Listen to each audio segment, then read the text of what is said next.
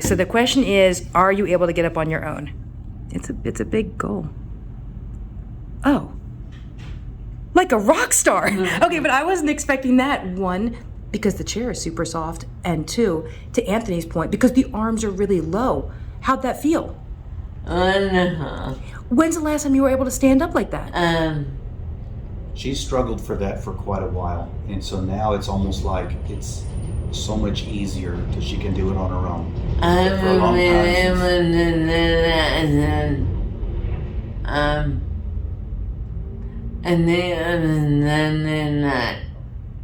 Wait, since when? So this started Sunday night. She's been able to stand up a lot easier. Okay, that you could stand up, but here's my question. The difficulty standing from a sitting position, so again, we're middle of July 2023. Your point is, over the weekend, you've been here for 2 weeks of treatment, and now you're able to stand up easier. Prior to this, when were you able to? Maybe a year. Maybe a year? Yeah, you think? Okay, that's pretty impressive. So what we know, we just did a video, but for everybody that's only seeing this one with you, Linda, we know I'm gonna stand and come in front of you.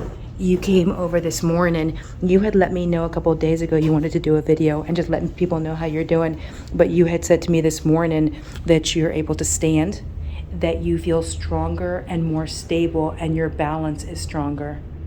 You think that change really over the last week or so is an improvement that you've been dealing with for the last year? In other words, a year ago, holy cow.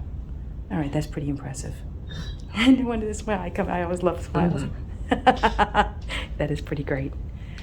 Okay, well, we just wait for more good things to come. Yes. That's right. I'll probably put this out today. I'll put the whole video so everybody can see your whole history. As a reminder for everybody, if they are watching the full video, for you really look to be lots of chemicals and a handful of infections. And those are the things that we're working on. And what we know now is how many visits? This is our third visit here. Third visit, starting in April, I think. Started in May. In May, you got it. We were here in May 3 weeks, June for a week, and here in July for 2 weeks. All right, and now we know standing from a seated position after about a year and doing it confidently. When you said, hey, I'm going to do this by myself, Rockstar, I didn't know it was going to look like that. I was expecting a struggle. No, she didn't struggle at all. Anthony, I was thinking the same thing. That was impressive. All right, thank you guys.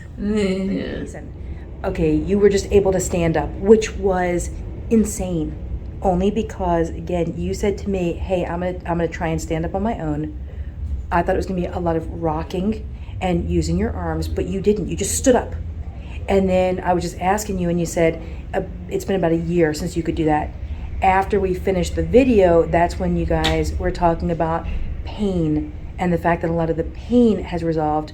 And I just wanted to add that we did PRP injections, again, always with the idea of educating on what we're doing. The PRP didn't do this. We know there have been a lot of changes and the improvements even before that, but certainly it's important. So now I'll turn it over and just have you guys describe. Go ahead and tell me again. Yes, this week Linda discussed with BodyScience that she'd been struggling for over a year with just being able to get up on her own. A lot of times she was unable to. I'd have to help her off the couch or out of a chair because she just didn't have the energy or the strength or the stability, and there was a lot of pain in her knees and her thighs.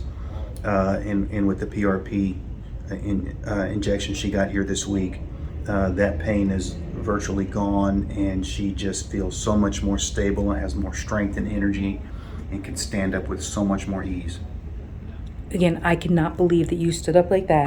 The fact that you said to me this morning, hey, I'm walking with better strength, better balance, but to stand up like that, and I agree, because when I turned off the camera, your comment to me, Linda, was that the pain was really a problem. Do you think the pain at this point has resolved? Do you think you still have pain, but to a lesser extent? It's gone. It's, holy cow, okay. All right. Before I turn off the camera for the third time, because that was me saying, oh my gosh, we should tell everybody what's going on. Anything else that we're missing? So the really big priorities, we know the very first change for you, you felt the increase in energy. I know you were saying before you were fatigued all the time. We know the strength in your legs, the strength in standing, and your balance. The fact that you're able to strengthen, or straighten rather, your right thumb, not entirely, but before it was bent and fixed, to the point that you're making now, which is really important. With this trip, pain has resolved. Yes. The overall treatments and protocols that she's received has been so beneficial, including this week when we received the exosome treatment as well. That's right. We did cells this time around. Yeah, I'm glad we were able to. Me too. Yeah, and now we just wait. That's right. Wait and see. Okay, thank you guys. Sure. Okay, I introduced Linda and Anthony. Thanks for doing the video. Let's get a sense, and I would just start off by saying, Linda, one of the reasons that this video I think becomes important is we are looking at somebody who has both chemical exposure and infections that look to be key components to your motor neuron damage. And so now let's take the time to just kind of walk through what's been going on since your initial symptoms, and also improvements that have started over the last handful of weeks. So now I'll turn it over to the two of you guys. Tell us. Well, Linda's first experienced symptoms, we believe back around 2018, started with her speech, and used to felt like that some words were becoming slurred, and I just kind of progressed a little bit from there. Went through speech therapy, went to see different neurologists, ruled out Parkinson's, MS, things like that. Went to a more neurologist, and who first diagnosed her with bulbar palsy, because it was just her speech and swallowing at the time. Didn't have any effects anywhere else. But that had been going on for a while. And then in January of 21, neurologist went ahead and diagnosed her with ALS. And at that point, our visits were basically just to measure progression. And soon after that same year, around May, June 21, started to have difficulty walking. Stability was becoming an issue, climbing stairs, things like that. And by the fall of 21, began using a walker because she was unstable, and there was a risk of falling there. I would add, so right now we are July of 2023. Yes. Just to give us a point of reference. Since that time, she's tried different medications, Riluzole, Nuedexta, Baclofen, and things like that. Those medications for Linda, she didn't do well with that. It made her sick, fatigued, tired, wanted to sleep all the time, and she didn't want to feel like that. So she decided she did not want to do any of those types of medications, and felt that she had kind of plateaued with any progression at the time. And then we through Facebook, some of the ALS support groups sites on there, we saw BodyScience. Reached out to BodyScience, and had a video conference with Amy. We ordered the testing, did all the testing, and then scheduled our first visit. And our first visit was in May of 2023. Yep. And our testing showed infections for Lyme, Epstein-Barr virus, and cytomegalovirus, along with toxins like methylperic acid. And we saw perchlorate over there, and they were extremely high levels of both methylperic and perchlorate. Yes, and so began a protocol for treatment here, and the treatment has given Linda a lot of energy, and since the treatment of the SOTs for Lyme Epstein-Barr, which was last week, and then this week was treated with the SOT for cytomegalovirus. Linda has regained a little bit improvement in her left thumb, is able to open up her hand and almost completely extend her thumb, which she was unable to do before. Her thumb was kind of curled in, and when she would open her hand, the thumb would just kind of stay still. Well, now that thumb is able to pretty much fully extend, and she says today she feels a lot more stable, more steady in her walking. Linda, I think you should be the one that tells us. We were talking the other day, you don't have to, but Linda said to me, she said, I want to do a video. And so that's always, I love it. And I'd asked this morning, what is it that you want to tell everybody about? And your point was, I'm seeing improvements. Will you tell us what you're seeing? I have a lot more energy, and my thumb, and most importantly, my stability and balance. That's okay. So when you came into my office this morning, that was the first thing that you said to me. Your stability is better. Your balance is better. You're stronger when you're walking. It's easier for you to walk and not feel wobbly. No, not at all. Yeah. So what we know is prior to coming back this time, you'd already had the increase in energy, I think. That's me asking you. Yes. So before, like a sense of fatigue routinely. And it's one of the things that we commonly see when we go after Epstein-Barr. Epstein-Barr has that fatigue, poor focus, poor concentration. Sometimes people have belly-related issues. You came in this time with that increased energy and still the balance issue and just not feeling stable as you're walking with your walker. And it's the end of this treatment time where that has improved. Yeah.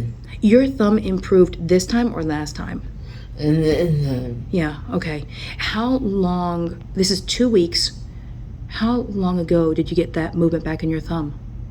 Monday. Of this week? Uh-huh. Yeah, for me, I'm always trying to think of what we used from an approach and then when we're actually seeing those improvements. So by Monday of this week, that's when you're able to straighten your thumb almost all the way. And now here we are on Friday. This is the first time that you've told me that your balance was better and stronger, right? So we know over the week. Yeah. Want to show us your thumb? Show off. Let's see what you got. Yeah, you're able to open your hand and again to bring that thumb out when you couldn't before. Yeah. So When it was on the time, right. and then I So you guys got that. It was, for everybody that's listening, it was fixed. And that middle joint on the thumb was just stuck. So you really couldn't straighten it at all.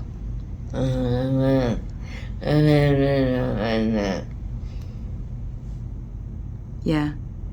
And so we know as our big priority to get a handle on speech. It's hard, meaning as a center, we don't really target a single thing, but the question is once we start seeing improvements, then do we start seeing kind of more and more? And of course, that's what we're keeping our fingers crossed for. Between last visit and this visit, you did water testing, which is super important. Yes. What we know is perchlorate, because that was one of your biggest elevations, was negative. On a search this time, we realized one of the other chemicals that is very high in your area, but we didn't test for, was perfluorate. And fluorinated compounds can cause neurologic issues. And now that we know, number one, that perchlorate is negative in the water, it's hard to know if it's because there was a change in the water, that was cleaned out of the water. Water wasn't the contamination source, so it's something else. Or this is less about perchlorate and more about the combination of perchlorate and perfluorate. What we know from searching this morning, out of 100 sites, the top 100 sites in the country, based on elevated perfluorate levels, you guys are living in number 9, right? So 9 out of 100, which means let's take a look at fluorinated compounds. We know chlorinated, and so both fall into the category of halides. And what we'll know by the time we see you next, are we looking at halide toxicity? And is that playing a role in this whole thing? your voice, since we started, hasn't gotten any worse. So that's our current victory. But we know now other neurons are being recruited and showing improvement. And so our big focus is continue to do that, get a little more information on what's going on, continue going after infections. For the two of you, continue making sure that you're super clean as far as where you're getting your water from and making sure food isn't contaminated. We do know also we're always looking for a biomarker, and typically we'll look for oxidative stress. Your F2 isoprostane is significantly elevated. So we didn't know that last time, we know it this time. And so we know that we can use that. That's a test that's routinely run from places like LabCorp, Quest, and covered by insurance. So we know we can use that to track, are you inflamed or is inflammation under control? Is oxidative stress under control? So for me, that becomes really important as well. Okay, I don't know, is there anything else that you guys want to talk about? Is there anything else you want to say? No, we're just super excited and blessed that we have found BodyScience and to receive And you Amy, and to receive the treatment that she has, because this has given us lots of hope, and we just have a lot to look forward to in our future, with getting Linda back to where she was. So Well, I appreciate you guys doing the video. The reason, again, we're always trying to two things. One, show response and the fact that this looks to be a condition that does in fact respond to certain approaches. But even aside from that, to put information out there so people that have this disease, have ALS, have motor neuron damage, can start to get a sense of what they need to test for, what they need to look for. If it is a treatment, for example, for Epstein-Barr, and on your side, after that, increased energy, right? Is that what they're expecting as well? So I'm glad just to kind of go through what we found on the toxin and infection load, what your symptoms look like. It starts to become a picture for people to put pieces together on their own side. So I'm really thankful for doing this. Thank you guys for that. You're welcome. you're welcome. Thank you so much. Sure. See you next time.